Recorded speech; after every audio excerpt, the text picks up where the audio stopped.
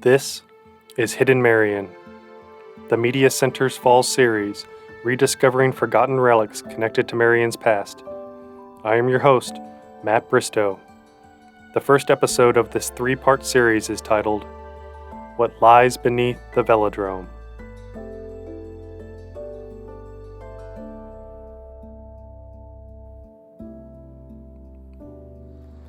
The Major Taylor Velodrome is one of the main fixtures of Marian University athletics. Opened in 1982, the cycling complex, known as the Indy Cycloplex, includes a banked concrete track, a BMX track, mountain bike trails, and a cyclocross course. Along with the City of Indianapolis Parks and Recreation Department, Marian University has been operating the Velodrome property since 2011. The Velodrome was named for Indianapolis native Marshall Major Taylor, who was the U.S. and world cycling champion from 1898 to 1900. You might not assume that something drastically different once occupied this location only 20 years prior to the Velodrome being constructed. 100 years ago, the largest fish hatchery in the state of Indiana was built on this site. In 1917, construction commenced on what would become the Riverside State Fish Hatchery.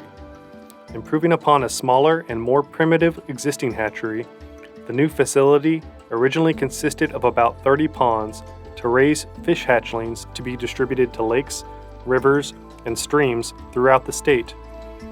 The project was estimated to cost several $1,000s. By the 1930s, the hatchery was producing over 500,000 fish in a single season. If you look closely, you can see Cold Spring Road, then known as Myers Free Gravel Road, going up the hill towards what would later be the location of Marian University. To the right, you can just make out the rooftop of Allison Mansion.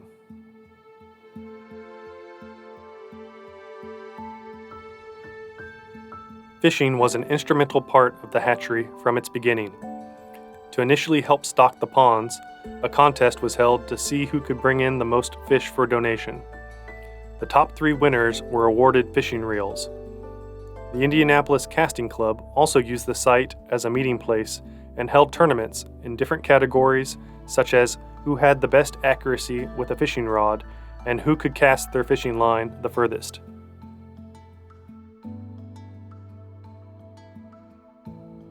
Some of the fish species raised at the hatchery included bass, bluegill, crappie, trout, carp, and catfish. According to a 1937 edition of the Indianapolis Star, there were even more unusual species that could be found in exhibition ponds at Riverside, including sturgeon, snapping turtles, large gar, dogfish, buffalo fish, and even, believe it or not, large alligator.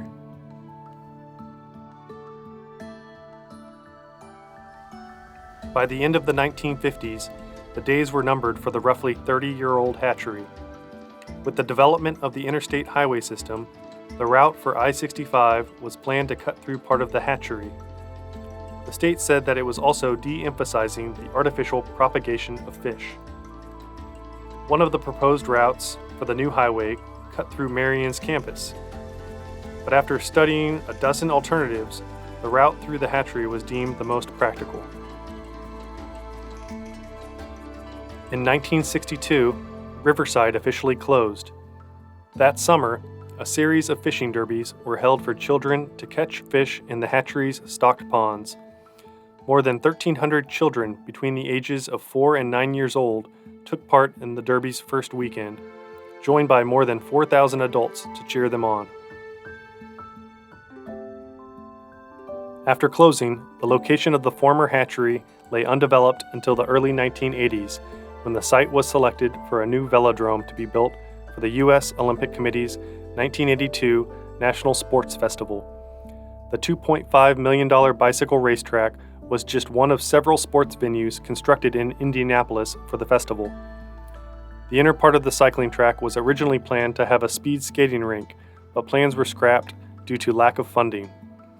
Reviews of the festival said the Velodrome was vibrant in its debut, with nearly 4,000 fans turning out for some of the races.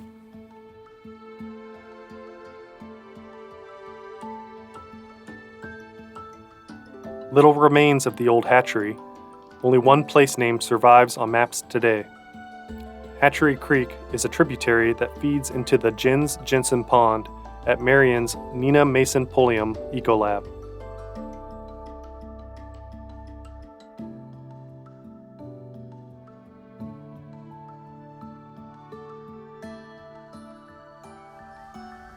Thanks for watching What Lies Beneath the Velodrome. Join me next time for haunted tales from Hidden Marian.